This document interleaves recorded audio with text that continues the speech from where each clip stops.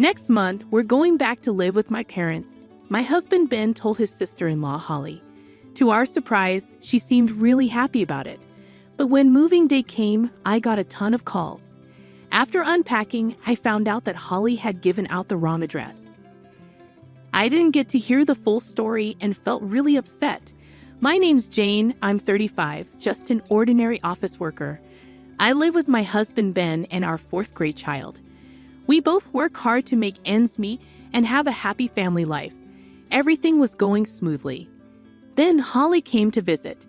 At first, she said she just wanted to hang out, so we welcomed her warmly. But she started showing up unannounced every few days, acting more and more arrogant each time. Holly knew when I finished work and would time her visits accordingly, making herself at home and helping herself to our food and drinks. It got so bad that she even started eating our kids' snacks. I tried talking to her about it, but she wouldn't listen. Instead, she'd get mad and impossible to deal with. Lately, she's been coming over every single day, and Ben and I are worried sick about how to make her stop. Hey, you didn't get anything today, even though you knew I was coming. I felt like sighing at her behavior. I didn't buy anything. If you want to eat, you can get it yourself, I replied calmly. But as soon as I said that, Holly started yelling loudly. Don't mess with me. I'm a guest. You should treat me. And this is your house, right? It's only fair for you to pay for everything, she shouted aggressively, thinking it would make me give in. She was really selfish and difficult to deal with. Holly, we didn't get a call before you came. Isn't it common courtesy to let us know beforehand if you want to visit as a guest? I said, noticing Holly's shoulders tense up, causing her to spill her tea. How dare you? You're my sister-in-law. Is this how you treat family? I'll make sure everyone hears about this, she retorted angrily, despite being the one causing the inconvenience. Reflecting back, I remembered how different she was before. When I first met her at my in-laws' house, she and her husband Ken were so welcoming. They made me feel at ease, which helped me bond with my in-laws and eventually marry Ben. But now she seemed like a completely different person. When I tried to ask her if something had happened with her in-laws, she refused to talk about it. At first, I tried to be supportive, but as her unannounced visits and rude behavior continued, I grew frustrated. My attempts to distance myself only seemed to escalate her actions further. I need a drink. Go buy it? Now, Holly ordered me while I was busy cooking, almost pushing me out the door as if she wanted me gone. She threw my bag, which was in the living room, outside. Despite feeling frustrated and wanting to refuse, I grabbed my bag. But Holly blocked the doorway, refusing to let me back in until I got what she wanted. Please stop this. My husband will be home soon, and our child will be back from their friend's house, I pleaded, but Holly remained unmoved. I don't care. If you stop complaining and go now, you'll be back in time, she said firmly, blocking the entrance like a stubborn gatekeeper. Realizing arguing would be futile and only waste time, I reluctantly headed to the nearby supermarket to buy the alcohol Holly demanded. When I got back home, my kids had returned, and I found my sister-in-law, Holly, making my child clean up the tea she had spilled, acting all high and mighty. I quickly went to my child and shot a stern look at Holly. Please, don't do this again. You spilled the tea, so you need to clean it up, I firmly told her. But instead of acknowledging her mistake, Holly just started drinking the wine she had taken from me, saying, "It's your fault for being so slow." I told my child to take their things to their room and rushed through the rest of the cleaning. As I cooked, my frustration grew, and I couldn't help but wonder if there was any way to put a stop to Holly's unacceptable behavior. I talked to my husband, Ben, about Holly's behavior, and he was just as upset as I was, especially about what she did to our child. He said he'd call his brother right away to address the situation, but when he tried, he returned with a frown, saying the call wouldn't go through. We both looked at his phone, puzzled, wondering what could be causing the issue. Feeling disgusted by Holly's actions, we had been wanting to visit my in-laws, but finding a suitable day amidst our busy schedules was proving difficult. Despite our worries, we decided to plan a visit for next month and left it at that. The following day, I mentioned to Holly that we were planning to visit my in-laws, but she didn't seem interested in the details and strongly objected to our decision for some reason. Holly's yelling only added to our confusion. Why was she so adamant about us not going to my in-laws' house? As I pondered over this, I received more troubling news the next day. My mom called to inform me that my dad had fallen down the stairs and been injured, needing caregiving. Although it wasn't serious, my parents were clearly distressed. I offered to go home immediately, but my mom insisted that I prioritize my children and not worry about them. Both of my parents are over 65, still working senior jobs despite being retired to support themselves.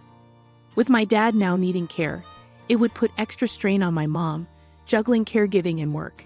Their lives would undoubtedly be affected. I couldn't help but wonder what I could do to help them. With a heavy heart, I finished work for the day and headed home. That evening, Holly showed up at our house as usual after the kids got back from school, expecting dinner to be ready. It was a routine thing for her. I glanced at Holly with a bit of resentment. I had hoped to talk to Ben about my parents that night, but with Holly around, it seemed challenging. Could we skip dinner tonight? I bought a cake.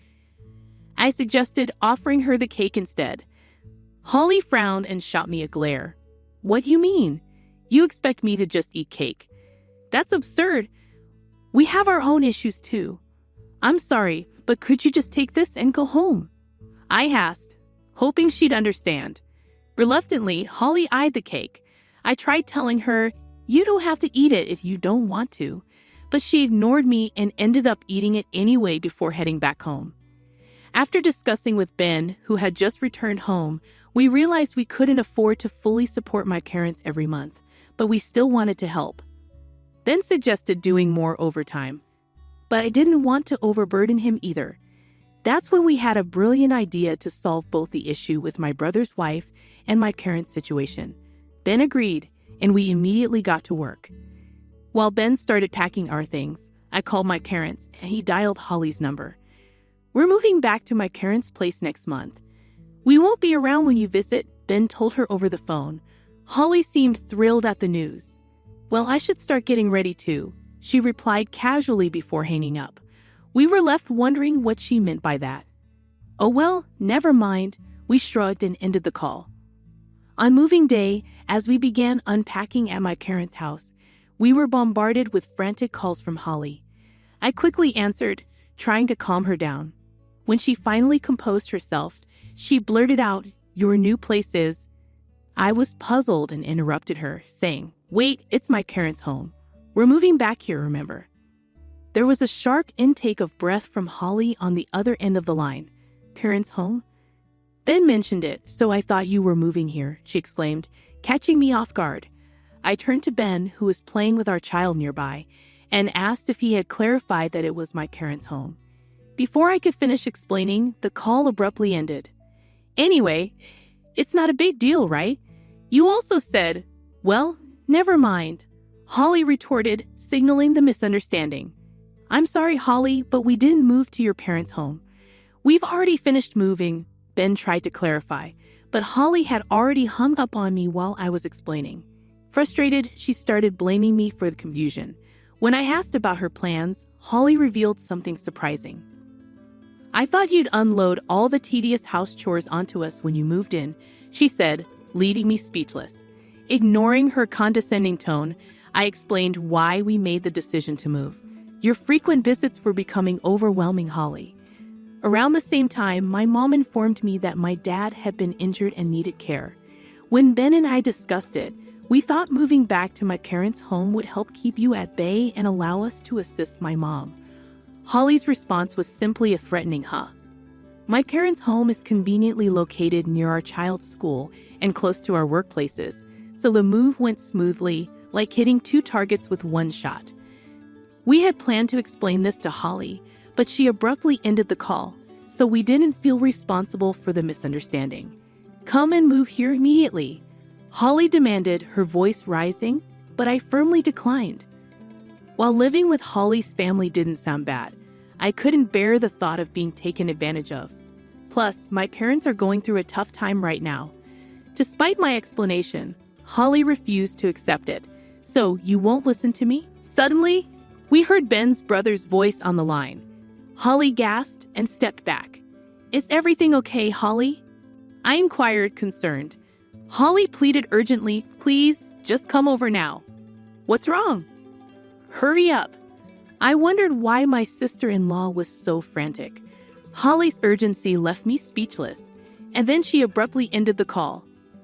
After hanging up, I filled Ben in on my sister-in-law's urgent plea, and he grunted in response.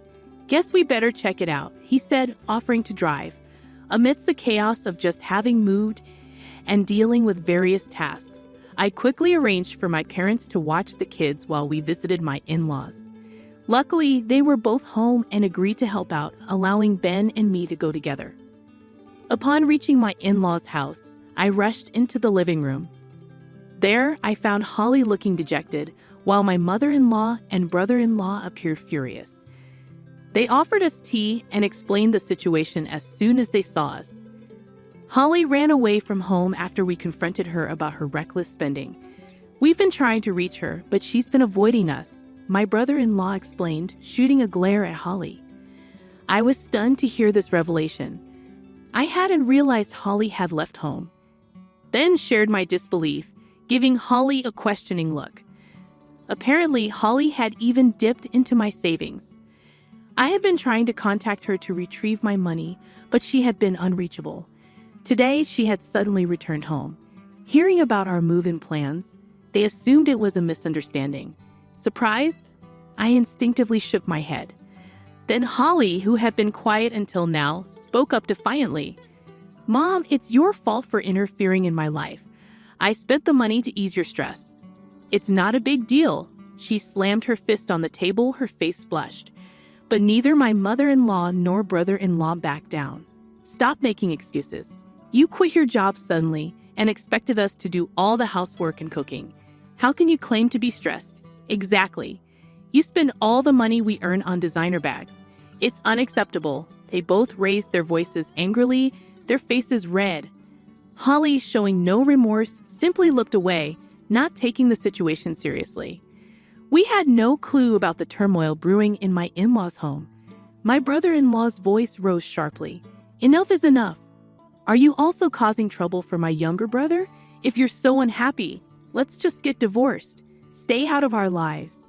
Holly's face drained of color, panic evident in her eyes. Wait. Why does it have to come to that? I was just trying to take care of you two, she pleaded. Ben and I exchanged a sigh. It was us who took care of you. You came over every day, ate and drank whatever you wanted from our home, even had dinner without contributing or lifting a finger to help. I interjected, earning a sharp glare from my brother-in-law. That's because it's your house. I'm a guest, so why should I pay? Holly spoke selfishly, leaving us speechless. My determined brother-in-law retrieved divorce papers. I've had enough, Holly. Sign these and leave. Stay away from this house and my younger brothers. Holly was taken aback by his resolve. And you need to repay Mom's savings in full. We'll settle it through a lawyer. Holly's shock was palpable, her face paling. I wonder how much she spent, I mused, noting her reaction. I don't have that kind of money, Jane. Both you and Ben are working, right? You must have some spare. Holly, flustered, turned to me for assistance. I shook my head, meeting her gaze. We simply can't afford it. We have our parents' healthcare expenses, our children's support payments, and our own living costs to consider. You'll have to find a solution on your own. I explained firmly, and finally, Holly accepted the reality and gave up. Following her brother-in-law's ultimatum, Holly was obligated to fully reimburse her mother-in-law's money. She enlisted a lawyer and had the arrangement officially documented to ensure accountability. Her brother-in-law informed us of this development and offered another apology, saying, "I'm sorry for getting you involved." We felt a sense of relief knowing that our concerns had been addressed. Interestingly, it appears that all the food and drink consumed by Holly at our house was also included in the mother-in-law's claim. While full repayment might be challenging due to the lack of detailed records, some restitution may be possible. My husband and I express our gratitude to my brother-in-law. It turns out that Holly had borrowed money to cover her expenses during her absence and is now struggling with that debt as well. Meanwhile, I've been dedicating my time to assisting my mom at my parents' home. With Holly no longer a source of concern, most of my stress has dissipated. Moving forward, I'm committed to working diligently to safeguard my cherished parents and family. The first time I laid eyes on Michael, I knew he was the one. It was a serendipitous encounter at a coffee shop. I was standing in line, trying to decide between a latte and an Americano when he flashed me a warm smile. "Hi, I'm Michael," he introduced himself, extending his hand towards me. "Sarah," I replied, shaking his hand. There was an instant connection, a spark that set my heart fluttering. We spent hours talking that day, discovering shared interests and dreams. As we parted ways, he asked me out on a date, and I eagerly accepted. In the weeks that followed, our love bloomed. Each date was more enchanting than the last, and soon we found ourselves inseparable. Our bond grew stronger with each passing day, and it wasn't long before he got down on one knee and asked the question I had been waiting for. "Sarah, will you marry me?" Tears of joy welled up in my eyes, and I could hardly contain my excitement. "Yes, Michael, 1,000 times yes," I exclaimed, slipping the ring onto my finger. As we started planning our wedding, I couldn't help but feel like the luckiest woman alive. The day finally arrived, and we stood before our loved ones, pledging our love and commitment to each other. In the reception hall, after the festivities had died down, I stole a moment alone with Michael amidst the twinkle of fairy lights. "I can't believe we're finally married," I said, my voice filled with bliss. He wrapped his arms around me, pulling me close. "You've made me the happiest man alive, Sarah. I promise to love and cherish you for all eternity." His words melted my heart, and I kissed him tenderly. "And I promise the same to you, Michael. Together, we can conquer anything." Little did I know that those words would be put to the test sooner than I imagined. After our honeymoon, Michael suggested we move into his parents' house temporarily until we found our own place. It seemed like a sensible idea at the time, and I didn't want to start our married life with any disagreements. However, the warmth and love that I had experienced during the wedding now seemed to fade in the shadow of the reality I faced in Michael's childhood home. As we settled in, I noticed that his parents didn't seem to have any jobs or means of income. They lived off Michael's earnings, and it wasn't long before I became the one paying for their expenses. One evening, as I was helping in the kitchen, Helen entered, her expression cold and disapproving. "What do you think you're doing here?" she asked sharply, her eyes glaring at me. "I just wanted to help with dinner," I replied, trying to maintain composure. "We don't need your help. This is our house, and you're just a guest here," she snapped back. The sting of her words caught me off guard. I had hoped for acceptance and love from my new family, but it seemed like Helen had a different plan in mind. Later that night, I confided in Michael about the encounter with his mother, hoping he would understand and support me. "Michael, your mother, she doesn't seem to like me very much." He sighed, looking conflicted. "She's just protective of me, Sarah." I nodded, trying to believe his words. But as the days turned into weeks, Helen's cold demeanor towards me only intensified. I felt like an unwelcome intruder in my own home, and it became evident that Michael's loyalty to his parents surpassed his commitment to our marriage. The promise of forever felt like it was slipping away, and I couldn't help but wonder if I had made a mistake. Little did I know that the true test of our love and commitment was yet to come. As days turned into weeks, it became apparent that our stay at Michael's parents' house wasn't just a temporary arrangement. It was unsettling to see how comfortable they were with the idea of us living with them indefinitely, especially without any concrete plans to find our own place. The once grand mansion now felt suffocating, and I longed for the privacy and intimacy that a couple deserved. Michael and I attempted to broach the subject of finding our own home, but his parents always managed to redirect the conversation, asserting that they cherished having their son and his new bride under their roof. Helen's disdain for me became more evident as time passed. She would nitpick at everything I did, from how I folded the laundry to how I set the table. Her criticisms cut deep, and despite my best efforts to win her over, it seemed like I could never do anything right in her eyes. One evening, as we gathered for dinner, Helen's sharp tongue was particularly biting. "Sarah, you really don't know how to season the food properly, do you?" she remarked, her tone laced with contempt. "I'm sorry if it's not to your taste," I replied, trying to maintain my composure. Michael chimed in. "Mom, give her a break. It's just dinner." Helen's eyes shot daggers at me before she returned her attention to her son. "You always take her side, Michael. You're blind to her faults." My heart sank, feeling the weight of his mother's words.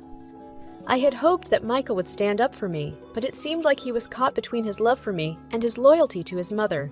As the weeks turned into months, I found myself shouldering more financial responsibilities for Michael's parents. They had grown accustomed to relying on him, and it appeared they had no intention of seeking employment or becoming self-sufficient. I tried to discuss this issue with Michael, hoping he would understand the strain it was putting on us, but he was adamant about taking care of his parents. "I can't just abandon them, Sarah," he said, his expression pained. "They've done so much for me, and I owe them." "I understand that, Michael, but they need to learn to be independent," I replied, my frustration evident. "They're my parents. I can't turn my back on them," he insisted.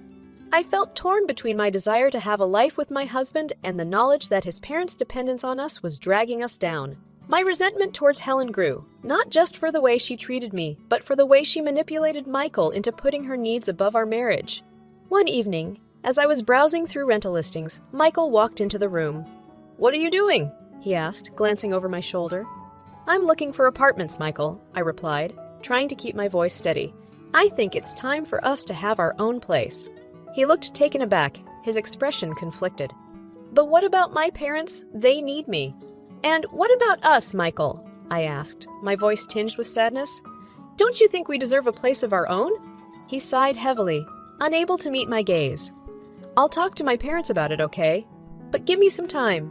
The promise of a resolution offered a glimmer of hope, but as the days passed, I couldn't shake the feeling that Michael's loyalty to his parents might outweigh his commitment to our marriage. The troubling move into his childhood home had become a tangled web of emotions, and I couldn't help but wonder if we would ever find our way out.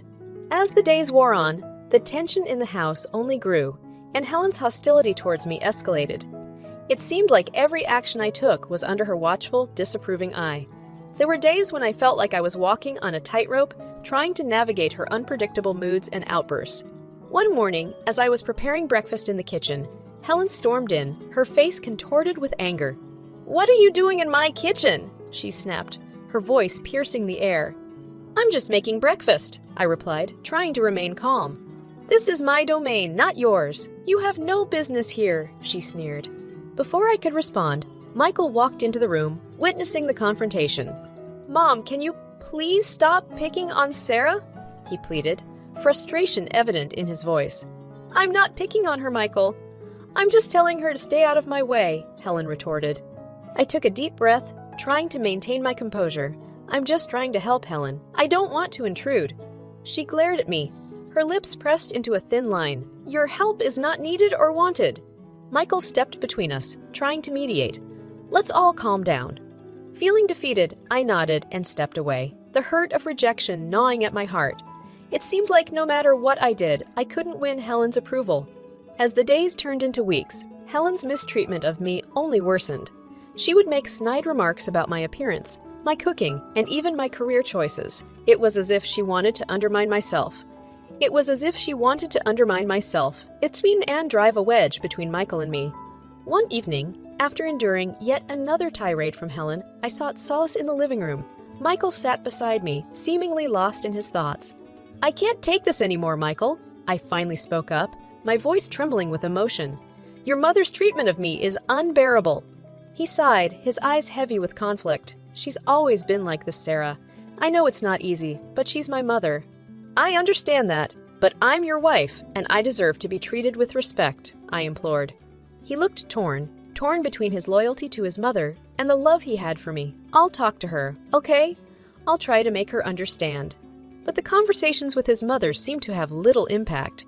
Helen remained unyielding in her disdain for me, and it became increasingly clear that Michael wasn't willing to challenge her or set boundaries. One evening during a family dinner, Helen made another cutting remark about my job, belittling my career choice in front of everyone. Unable to bear the humiliation any longer, I spoke up. "I work hard and I'm proud of what I do," I said, my voice steady but firm. "I won't tolerate being treated this way." Helen scoffed, her eyes narrowing. My heart sank, and I felt a rush of anger surge within me. I looked at Michael, hoping he would defend me, but he remained silent, his gaze downcast. That night, as I lay in bed, I couldn't shake the feeling of isolation and betrayal. The promise of forever that once filled my heart with hope now seemed like a distant dream. I knew I couldn't continue living in this toxic environment, but the thought of leaving Michael tore me apart. The unbearable treatment I endured made me question whether our love could withstand the storm brewing within the walls of his childhood home. The constant abuse and emotional turmoil within the house had taken a toll on my spirit. I felt like a stranger in my own home, constantly trying to earn the love and acceptance that should have been freely given. Despite my efforts to mend the rift between Helen and me, her resentment towards me seemed to grow stronger with each passing day. One afternoon, as I was sitting in the garden, contemplating my next move, an idea struck me. Maybe an extravagant gesture would soften Helen's heart, and we could finally find common ground. With determination in my heart, I decided to buy her an expensive gift for her anniversary, a $10,000 necklace. As the day of the anniversary arrived, I could hardly contain my nerves. I hoped that this gesture of goodwill would pave the way for reconciliation. But deep down, I knew that my heart was yearning for more than just her approval. I longed for a peaceful and loving relationship with my mother-in-law. During the family gathering, I waited for the perfect moment to present the gift. The anticipation in the room was palpable as I handed her the beautifully wrapped box. "Happy anniversary, Helen," I said with a smile. Helen took the box with a raised eyebrow, and for a moment there was a glimmer of surprise in her eyes. But as she unwrapped the necklace and examined it, her expression turned cold. "You call this expensive? This is nothing but a cheap trinket," she said disdainfully, barely acknowledging the effort and thought behind the gift. My heart sank, and I felt tears welling up in my eyes. "I thought you would like it," I whispered, my voice barely audible. "Well, I don't," she retorted, setting the box aside with a dismissive flick of her hand. "You don't belong in this family, Sarah. You never will." Her harsh words echoed in the room, leaving me feeling humiliated and defeated. The weight of her rejection was crushing, and I felt a wave of anger and hurt wash over me. I looked to Michael, hoping he would speak up for me, but he remained silent, his gaze averted. Unable to bear the humiliation any longer, I excused myself from the gathering and retreated to the solitude of our bedroom.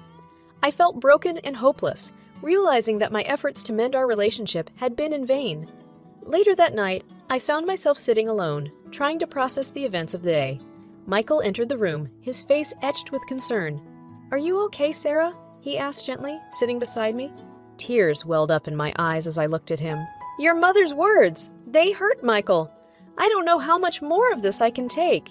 He reached out to hold my hand, but I pulled away, feeling a mix of anger and sadness. I thought if I gave her an expensive gift, she might see that I care about her, but nothing I do seems to make a difference. Michael sighed, seeming torn between his loyalty to his mother and his love for me. "I know it's difficult, Sarah, but she's my mother. I can't just cut her out of my life." "I don't want you to cut her out, Michael," I said, my voice shaking with emotion. "But I need you to stand up for me, to support me." He looked down, unable to meet my gaze. "It's complicated, Sarah. I don't want to upset her." In that moment, I realized that my husband's loyalty was divided, and it broke my heart. I longed for a partner who would stand by my side, who would defend our love against any storm. But it seemed like the promise of forever was fading, and I had to decide whether to continue enduring the unbearable treatment or to find the strength to stand up for myself and seek a life free from toxicity. After the devastating incident with the anniversary gift, I reached a breaking point. I couldn't bear to continue living in a toxic environment where I felt unloved and unsupported. I needed someone who would understand my pain and help me navigate through this ordeal. With a heavy heart, I decided to confide in someone I hoped would offer the support I craved. An old friend of Michael's who owned a company. One evening, as I sat in my rented apartment, I dialed the number I had found in Michael's old contacts. My heart pounded with anxiety as the phone rang on the other end. "Hello," a familiar voice answered. "Hi, this is Sarah. I'm Michael's wife," I said, trying to keep my voice steady. "Oh, Sarah, it's been ages since I heard from you. How have you been?" The friend replied warmly. Despite my trembling voice, I mustered the courage to share my turmoil with her. "I'm not doing well, to be honest. I'm facing some difficulties with Michael's family, and I don't know what to do." She listened attentively as I poured my heart out, explaining the unbearable treatment I had endured and the strain it had put on our marriage. "I'm so sorry to hear that, Sarah. "You don't deserve to be treated that way," she said sympathetically. "I'll do whatever I can to help you." Feeling a glimmer of hope, I shared my desperate desire for some form of justice, for a way to find relief from this torment. My friend listened, and after a brief pause, she offered her assistance. "I can't intervene directly, but I do have some influence in Michael's workplace. I'll talk to him and see if there's anything I can do," she promised. Tears of gratitude welled up in my eyes. "Thank you so much. I just need some sort of resolution." With renewed hope, I hung up the phone, feeling like I had taken the first step towards reclaiming my life. Little did I know that seeking support would lead to a twist in my path, one that would eventually change the course of our lives. About a month later, I received a phone call from my friend delivering news that both shocked and troubled me.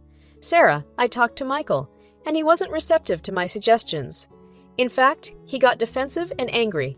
I felt a sinking feeling in my heart. Did he say anything about me reaching out to you?" "He didn't mention it explicitly, but it seemed like he suspected something," she replied cautiously. I knew that Michael's loyalty to his family ran deep, but I couldn't help feeling betrayed by his reaction. Despite my efforts to find a solution, it seemed like I was still facing the same walls of resistance and denial. In a moment of desperation and anger, I decided that if my attempts to seek support and reconciliation were futile, then maybe I needed to take matters into my own hands. The thought of revenge took root in my mind, not to hurt anyone, but to make them understand the pain they had caused me. One afternoon, I found myself standing outside Michael's workplace. My heart was heavy with conflict, but I knew that I had to go through with it. As I approached his colleague and friend, I took a deep breath and began to share my story. "I know you care about Michael, and I need you to know what I've been going through." The colleague listened intently, his expression softening with sympathy. "I had no idea, Sarah.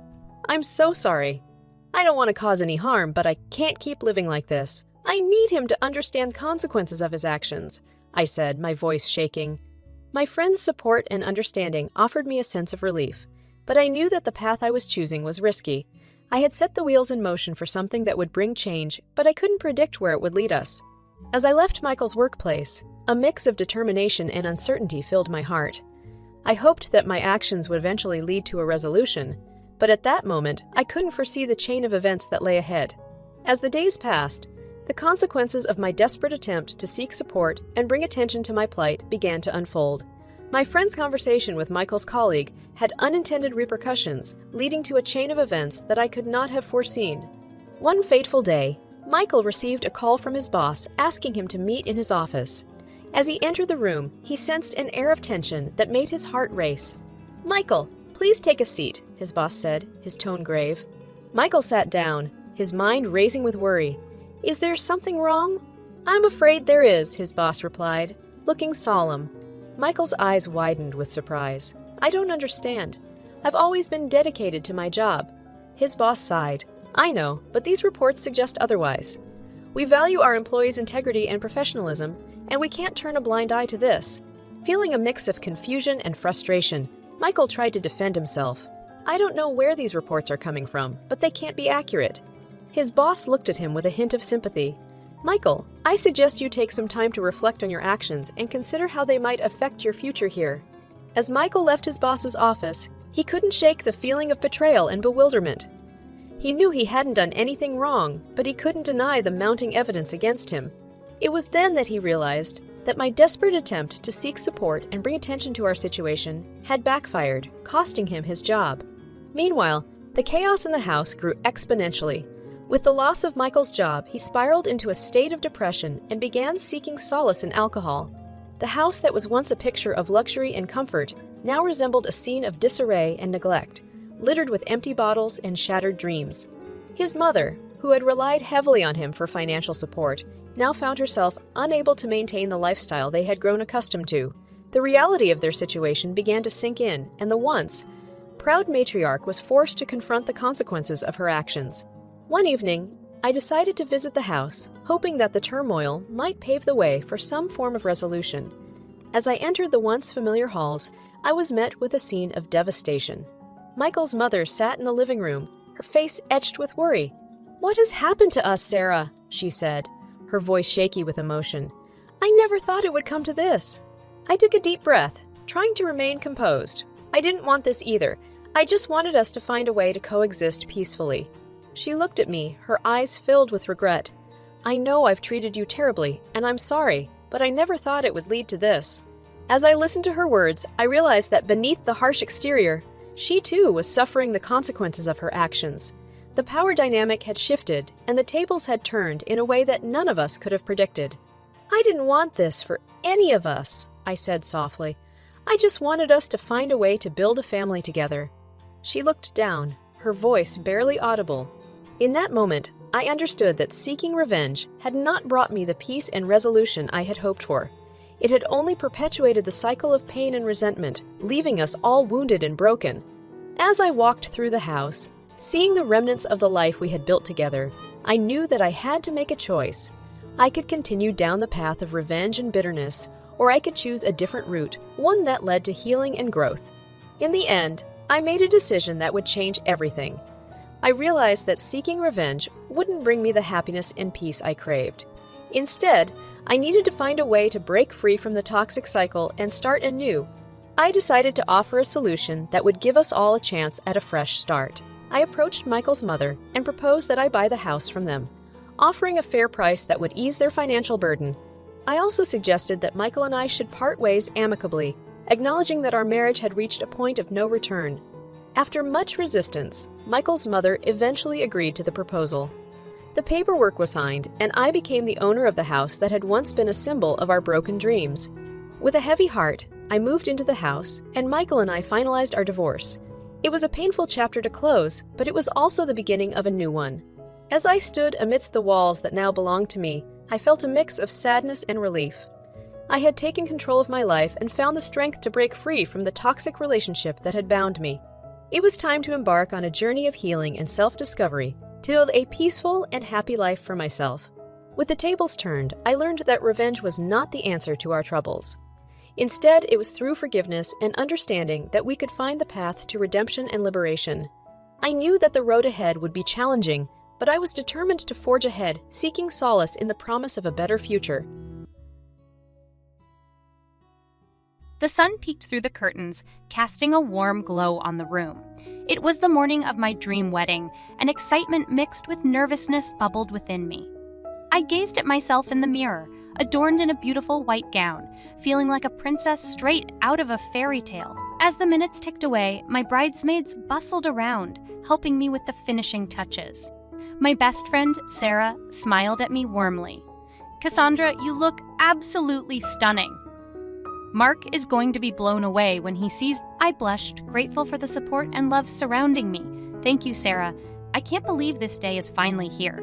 Once we arrived at the venue, I could hardly contain my excitement. The lush gardens were adorned with flowers of every color, and the aisle was lined with petals. As I walked down the aisle, all eyes were on me, but my gaze was locked on Mark, standing at the altar looking dashing in his tuxedo. As the ceremony began, our vows were filled with promises of love and devotion. I couldn't help but smile at the thought of spending the rest of my life with him. When the moment came to exchange rings, Mark's eyes gleamed with happiness as he slipped the ring on my finger. "I promise to love you, cherish you, and support you for all the days of my life," Mark said, his voice filled with sincerity. Tears of joy welled up in my eyes, and I echoed his words, "I promise to stand by you, no matter what challenges come our way." With the exchange of rings and the pronouncement of husband and wife, the crowd erupted into applause. Our first kiss as a married couple was met with cheers and laughter. It truly felt like a dream come true. At the reception, the hall was decked out in elegance, and the atmosphere was filled with laughter and love. As we danced our first dance as husband and wife, Mark whispered in my ear, "You are the love of my life, Cassandra. I am the luckiest man in the world, and you are mine, Mark." "Today has been everything I ever hoped for," I replied, my heart overflowing with happiness. Our wedding was a magical day, a celebration of love and the beginning of our journey together. Little did I know that despite the grandeur of the day, challenges awaited, and not all our relatives were as thrilled about our union as we were. But for now, I chose to revel in the joy and love surrounding us, holding tightly to the belief that love conquers all. After the enchanting wedding day, reality began to settle in, and I couldn't ignore the underlying tension between my mother-in-law and me. Her disapproval was palpable, and it manifested in the subtlest of ways.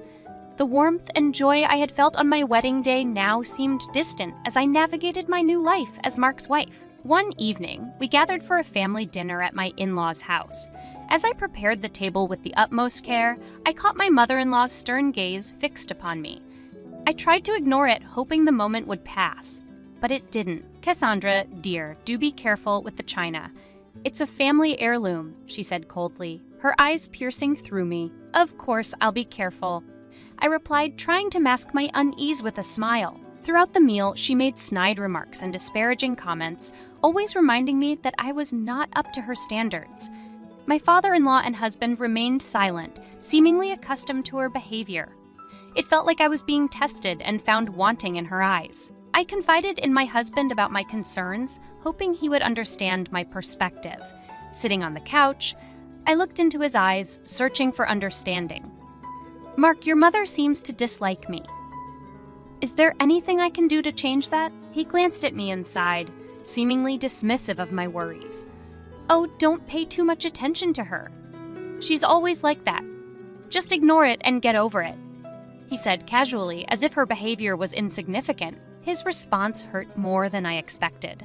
I felt like he wasn't taking my feelings seriously, and it was as if he didn't see the pain his mother's coldness caused me. But I didn't want to cause any further tension between them, so I nodded, trying to hide my disappointment. As weeks turned into months, the chilly atmosphere persisted. My mother-in-law's criticisms extended beyond just me.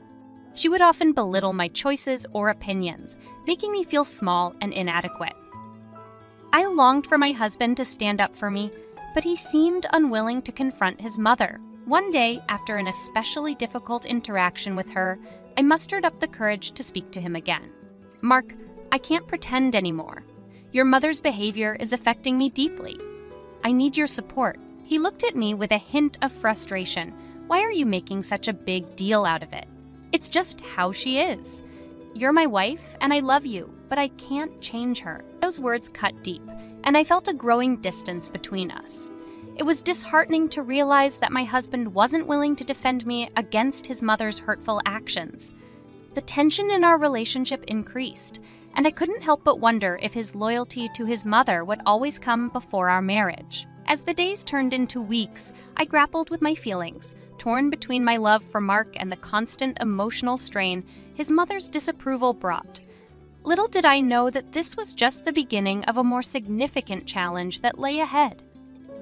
A challenge that would test my strength and resolve in ways I couldn't have imagined. Life in my husband's parents' house became increasingly difficult as I tried to navigate the icy waters of my mother-in-law's disapproval. Not only did I have to deal with her constant criticism, but I also found myself burdened with all the household responsibilities while she and the rest of the family seemed to do nothing. One evening, I returned home from work, exhausted and looking forward to some respite. However, as soon as I stepped inside, my mother-in-law's voice echoed through the house. "Cassandra, there you are. The floors need scrubbing, and the dishes are piling up in the sink. Get to it." I tried to hide my disappointment, hoping that one day she would show even a glimmer of kindness. "Sure, I'll take care of it," I replied, mustering a faint smile. This turned into weeks, and I found myself cooking, cleaning, and taking care of the household chores, all while working a full-time job. It was an exhausting routine, and I began to feel like an unpaid maid in my own home. My husband, on the other hand, seemed unfazed by the unequal distribution of labor. One evening, when he saw me washing dishes after dinner, he called out, "Hey, don't forget to iron my shirt for tomorrow. I need it crisp and perfect." I looked at him, trying to hide my frustration. "Sure, I'll get to it," I replied, trying to sound cheerful. As I ironed his shirt later that night, I couldn't help but wonder if he saw me as anything other than a housekeeper. Our conversations were becoming more distant, and it seemed like the only time he spoke to me was to assign me tasks. One day, my best friend Sarah visited, and we spent some time in the backyard, away from the prying eyes of my in-laws. She noticed the exhaustion in my eyes and gently asked, "Cassandra, are you okay? This can't be easy for you." I took a deep breath, feeling a mix of relief and sadness that someone noticed my struggles. "Honestly, Sarah, it's hard." I I feel like an outsider here, and I'm tired of being treated like I don't belong. She placed a comforting hand on my shoulder. You deserve better, Cassandra. You shouldn't have to endure this. Have you talked to Mark about how you feel? I sighed, realizing that my attempts to discuss my feelings with Mark had fallen on deaf ears. I have, but he just tells me to ignore it and get over it. I don't think he understands how hurtful this is for me. Sarah nodded sympathetically. You deserve a partner who supports you, not just in words, but in actions. You shouldn't have to bear the brunt of their expectations alone. Her words struck a chord with me, and I realized that I couldn't continue like this. I needed to find my voice and stand up for myself. It was time to have a serious conversation with Mark about our living situation and the emotional toll it was taking on me. As I gathered the courage to confront my husband and make him understand the depth of my pain, I knew that it was crucial for our relationship and my own well-being. Little did I know that my decision would set in motion a series of events that would ultimately lead me down a path I never imagined. As the days passed, the weight of living under my in-laws' roof grew heavier, and I could no longer ignore the strain it put on my marriage. I knew I needed to have a serious conversation with Mark about our living situation and the emotional toll it was taking on me. One evening, I sat Mark down in our bedroom, taking a deep breath to steady my nerves. Mark, we need to talk about our living situation. I can't continue like this, I said firmly but gently. He looked at me, seemingly surprised by the seriousness in my tone. What do you mean, Cassandra? I mean, living with your parents is affecting our relationship, and I feel like an outsider in my own home. Your mother's constant criticism and the unequal distribution of household responsibilities are taking a toll on me, I explained, trying to articulate the extent of my frustration. Mark sighed, looking conflicted. I know it's not ideal, but we need to save money to buy our own place. I understand that, but we also need to find a balance. I can't be the only one taking care of everything while they do nothing, I asserted, hoping he would see the strain it was putting on our marriage. I'll talk to my parents about it, Mark said, but his words lacked conviction. The next day, Mark talked to his parents about sharing the household responsibilities more equally. To my surprise, they reluctantly agreed, and for a brief period, things improved slightly. However, the underlying tension between my mother-in-law and me still remained, and it was clear that she was not happy about the change. During this time, we continued to save money, and eventually we found a big house that we could call our own. It was an exciting prospect, and I hoped that moving into our new home would signify a fresh start for our marriage. As the day of our move-in approached, we decided to have a housewarming party to celebrate this significant milestone. I eagerly made plans and sent out invitations to our friends and family, hoping that this event would bring us all closer together. The day before the party, I returned home from work with a sense of excitement, eager to finalize the preparations. But as I stepped inside, the house was eerily quiet, and I sensed that something was amiss. "Hello, is anyone here?" I called out, but there was no response. I walked through the rooms, feeling increasingly uneasy. And then it hit me. They had all gone to the new house without me. The realization was like a punch to the gut, and tears welled up in my eyes. I felt hurt and betrayed. Holding back my emotions, I quickly made my way to our new house, where I found everyone gathered, laughing and celebrating without me. I confronted my mother-in-law, trying to keep my voice steady. Why wasn't I invited to the housewarming party? She looked at me with a cold smile. "Oh, we didn't think there was any reason to invite the cleaning lady. This is a family gathering." The words stung, and my heart sank. I turned to Mark, hoping for some support, but he laughed along with his mother, as if my hurt didn't matter. It was in that moment that I realized I couldn't continue like this. I had endured enough mistreatment, and I knew it was time to take a stand. A surge of determination washed over me, and I made a decision that would change everything. Feeling hurt and betrayed by my mother-in-law's callous words and my husband's laughter, I fought back tears and tried to maintain my composure. Deep down, I knew that this moment was a turning point in our relationship. "You think this is a joke?" I asked, my voice trembling with emotion. "I am your wife, not just a cleaning lady. I deserve to be treated with respect and included in our own housewarming party." My mother-in-law's expression remained cold and indifferent. "You may be married to my son, but that doesn't make you one of us." Her words were like a dagger to my heart. I had hoped that, over time, she would come to accept and embrace me as a part of their family. but it was clear that her prejudice ran deep. I turned to Mark, hoping he would step up and defend me, but his silence spoke volumes. His lack of support felt like a betrayal, a painful realization that he was unwilling to stand up for me against his family. "Mark, say something?" I pleaded, my voice choked with emotion. He hesitated for a moment, but then he shook his head. "Mom, she's my wife, and she should be treated with respect. She has every right to be a part of our celebrations." His mother's eyes narrowed, and she shot him a disapproving glare. "You're making a mistake, Mark. She doesn't belong here." I felt a sinking feeling in my chest as I realized that even my husband couldn't break free from his mother's influence. The family dynamics were much more complicated than I had initially thought. In that moment, I knew I had to make a difficult decision. I couldn't continue living in a toxic environment, constantly feeling like an outsider.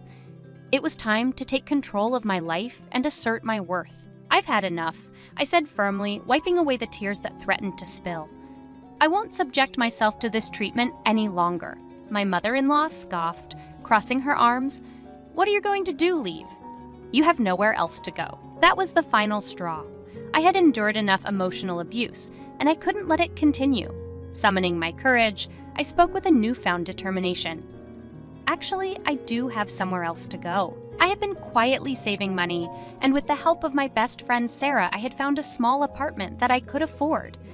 It wasn't ideal, but it was a step towards my independence and happiness. "I am leaving," I said, my voice steady despite the turmoil inside. I deserve to be treated with kindness and respect, and I won't settle for anything less. Mark's face contorted with shock, and he finally found his voice. "Cassandra, wait, let's talk about this." But I knew there was nothing left to discuss.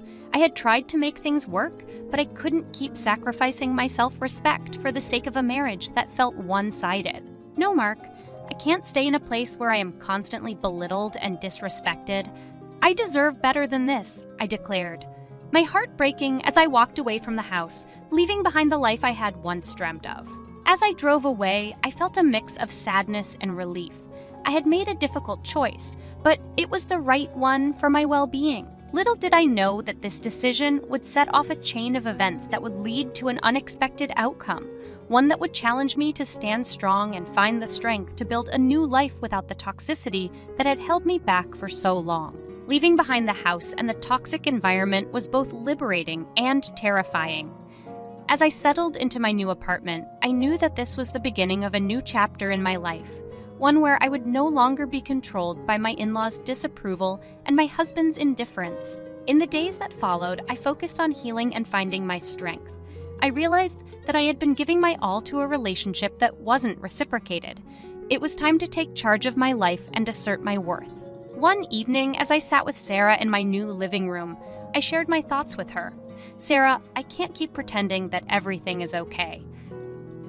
I need to protect myself and move forward." She nodded, her eyes filled with compassion. "You're doing the right thing, Cassandra. It's not easy, but you deserve to be happy."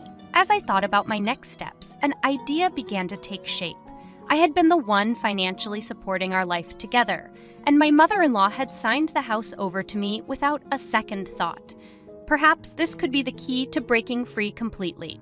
I decided to have a conversation with my mother-in-law, but this time I would be the one in control. With a sense of determination, I called her and requested a meeting. A few days later, we sat across from each other in a coffee shop. She looked expectantly at me, seemingly unaware of the storm brewing inside me. "What do you want, Cassandra?" she asked, her tone dismissive. "I want to talk about the house," I replied firmly. "Since you signed it over to me, I've been thinking about what to do with it." She raised an eyebrow, clearly curious about my intentions. "And what do you plan to do?" I took a deep breath, my heart pounding. "I want you and the rest of the family to move out." Her eyes narrowed, and her lips formed a tight line. "You can't be serious?" "I am. You made it clear that I don't belong in your family, so it's time to accept that and move on," I said, my voice steady despite the nerves that threatened to overwhelm me. "You think we'll just leave our home because you say so?" She scoffed. "It's not your home anymore," I replied, feeling a sense of empowerment building within me. "You signed it over to me. Remember? I can do whatever I want with it." She glared at me, clearly frustrated by my determination. "Fine. Take this junk and get out of our lives." As I walked away from the meeting, I knew that this was just the first step of my plan. I would need to seek legal advice to ensure that I could make this transition as smooth as possible. My goal was to sever all ties with the toxic family I had married into and start anew. With the help of a lawyer, I navigated the legal process of removing my in-laws from the house. It wasn't easy, and there were moments when I questioned whether I was doing the right thing. But I reminded myself that this was about reclaiming my life and my happiness. As the court proceedings continued, my mother-in-law's true colors were exposed. She tried to manipulate the situation, painting herself as a victim. But I stood my ground, knowing that I couldn't let her continue to control my life. Eventually, the court ruled in my favor, and I became the sole owner of both houses. The old one where my ex-husband and his family were still living, and the new one that I had purchased. With the divorce finalized and my independence secured, I felt a sense of relief wash over me. I knew that this was the right decision, and I was ready to move forward without the weight of a toxic relationship holding me back. As I stepped into my new house, the one that was truly mine, I felt a sense of accomplishment and pride.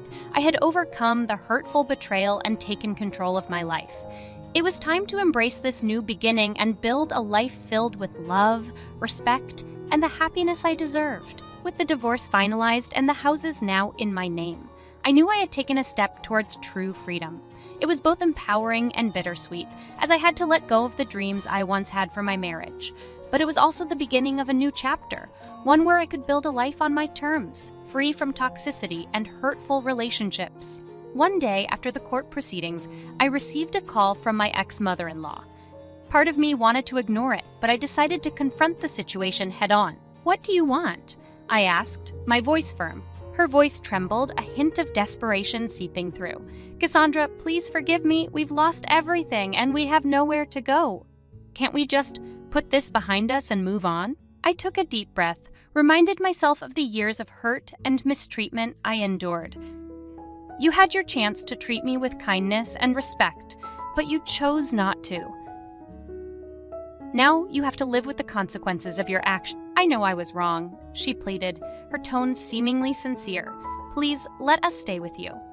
We have nowhere else to go." I hesitated for a moment, torn between the part of me that wanted to be compassionate and the part that knew she had shown no remorse until now. But I knew that giving in would only perpetuate the cycle of toxicity. "I'm sorry, but I can't help you. You made your choices, and now you have to face the consequences," I replied firmly, ending the call. It was a difficult decision, but I knew that allowing them back into my life would only lead to more pain and manipulation. I had to prioritize my well-being and find the strength to move forward. As time passed, I focused on rebuilding my life. I turned the old house, the one they were still living in, into a rental property, ensuring that I could secure my financial independence and start fresh. With the money I earned from the rental, I invested in myself, pursuing new hobbies and even considering furthering my education. One evening, I received an unexpected visit from my ex-husband. I was taken aback, unsure of his intentions. "Cassandra, I need to talk to you," he said, looking earnest. I motioned for him to sit, feeling a mix of apprehension and curiosity. "What is it, Mark?" "I know I messed up," he began, his eyes filled with regret. "I should have stood up for you and treated you better. I'm sorry for not being there when you needed me." I listened to his words, realizing that they held more weight than any apology he had given before. But I also knew that actions spoke louder than words. "I appreciate your apology, Mark, but it's not enough," I said, mustering the courage to speak my truth. "I can't forget the years of mistreatment and your lack of support.